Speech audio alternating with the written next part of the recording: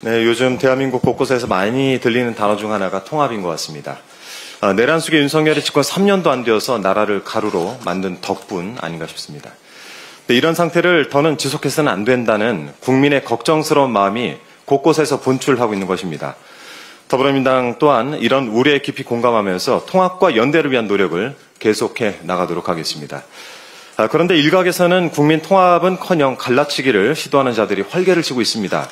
지난 5일 국민의힘 권영세 비상대책위원장이 경북 경주에서 열린 기초의원 연수 행사에서 이런 말을 했다고 합니다.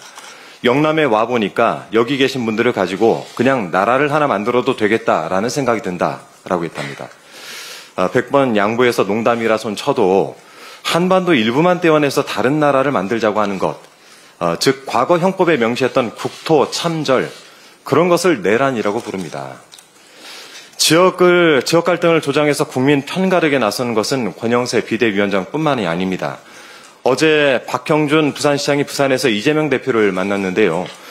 북극 항로 개척을 위한 간담회 자리였고, 그래서 장소도 부산신항 홍보관으로 결정이 됐던 것입니다. 애초에 만나서 논의하기로 한 의제가 북극 항로였던 것인데, 박형준 시장은 갑자기 부산 민심을 외면했다는 등 뚱딴지 같은 소리를 하면서 조악한 언론 플레이를 했습니다. 간담회의 주제와 핵심도 파악을 못해서야 이 부산시정을 잘 살필 수 있을지 걱정입니다. 부산 현안이 많은 만큼 민주당과 더 자주 활발히 만나서 해법을 찾아보시기 바랍니다. 한편 청년층을 은근슬쩍 비하하는 발언도 나왔습니다. 영상 한번 먼저 보시겠습니다. 제2의 국민혁명, 흔히 4.19 혁명처럼 일어납니다. 엄청난 유혈 사태 일어날 수 있다고 저는 예상해요. 왜냐하면 전환기는 나이가 들어서 그래도 온유하고 절제한다는 게 있지만 2030세에 느끼는 분노는 감당이 안 됩니다. 그들은 혈기가 앞서잖아요. 그거 누가 통제해요? 정말 다들 미쳐가는 것 같습니다. 전환기 씨의 망발에는 문제점이 한두 가지가 아닙니다. 전환기는 온유하고 절제하지만 2030은 혈기가 앞서서 통제 불가 취지로 발언을 하면서 우리 청년들이 유혈 사태를 일으킬 무질서한 존재로 매도를 했습니다.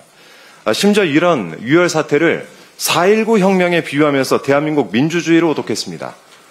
2030 폭도들 인생 망치는 것을 강 건너 불구경하듯이 지켜만 볼 거면서 선동질 한다. 2030을 총알바지로 들이밀겠다는 심산인가. 2030 젊은 분들이 당신보다 훨씬 성숙하다. 이런 분노에 찬 반응들이 댓글로 수두룩하게 달리기도 했습니다. 미래를 준비하는 청년에게 역사를 가르친다는 사람이 사상이 이렇게 분열적이고 왜곡돼서 되겠습니까? 매우 개탄스럽고 우려스럽습니다. 세대를 갈라 낙인 찍고 청년들을 비하하는 것도 모자라 유혈 사태를 부추긴 이 발언은 즉각 사과를 해야 됩니다.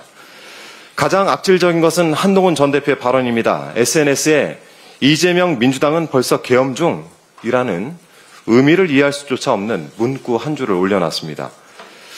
얼굴 허옇게 떠서 갈 곳 몰라 헤매던 그 내란의 밤, 국회의원도 아닌 한 전 대표를 본회의장 안으로 피하게 한 건 이재명 민주당이었고, 계엄을 일으켜 한 전 대표를 체포 명단에 올려 제거하려 했던 것은 형님이라고 불렀던 윤석열이었습니다.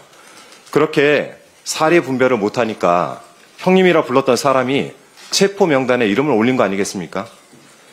이재명 대표를 잣대 삼아 전 국민을 이 세력과 저 세력으로 편가르게 하는 후진 정치를 할 바에는 대권 도전은 접는 편이 유익해 보입니다. 서로를 향한 혐오를 조장하고 국민 사이를 갈라치려는 갈등 유발자들의 행태는 국익에 어떤 도움도 되지 않습니다.